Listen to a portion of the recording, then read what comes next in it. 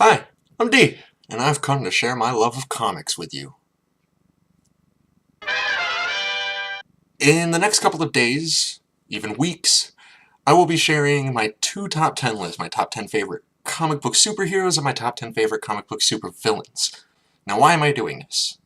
Well, in the past few years, the movie industry has seemed determined to ruin my favorite comic book superhero and villains for me.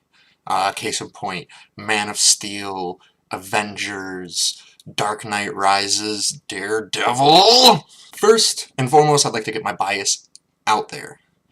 I am a DC Comics enthusiast. I love what DC puts out there. I love their writing. It's superb, superior even. I absolutely love the characters. They're iconic.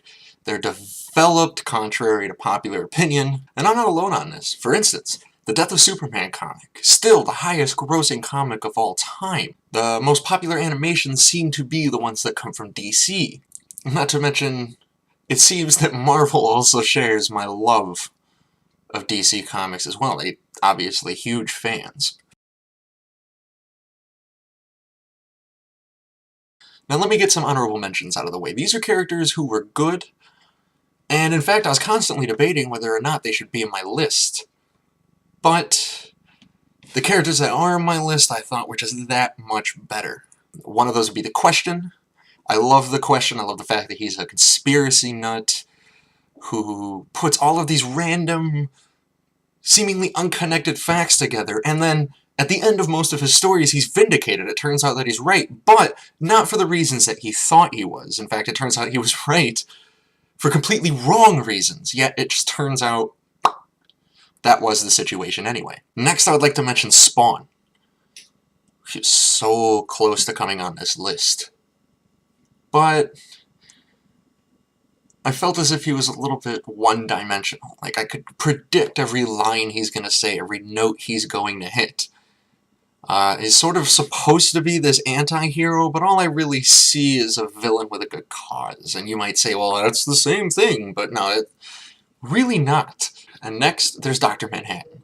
And Dr. Manhattan, probably the most powerful superhero ever thought of. I mean, literally, he could think of something and do it. Reorganize matter in any way he seems fit. More powerful than Superman, and that's like a high bar. But I kind of felt as if though he was this mixture of science and philosophy, is constantly quoting it back at me like they were all the great minds of the world speaking at once, and it got kind of boring. Daredevil.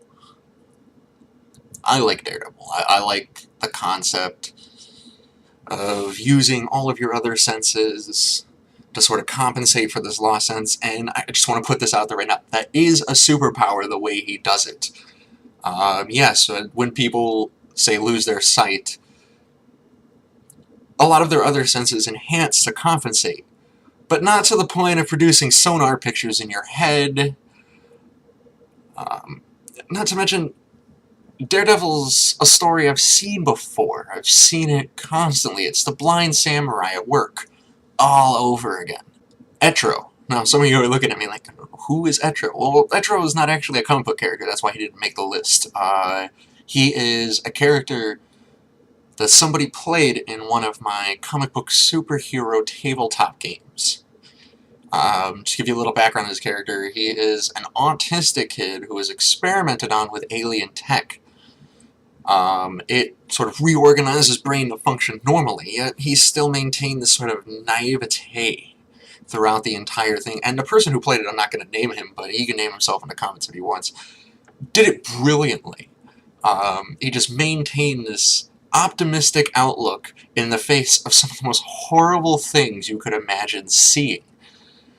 And when he transformed into this huge form, it turned out this is the guy with the most, probably the most powerful person in the entire group of superheroes, yet he maintains this sort of gentle nature. Like, you couldn't imagine him squashing a fly. It was incredible. So, after...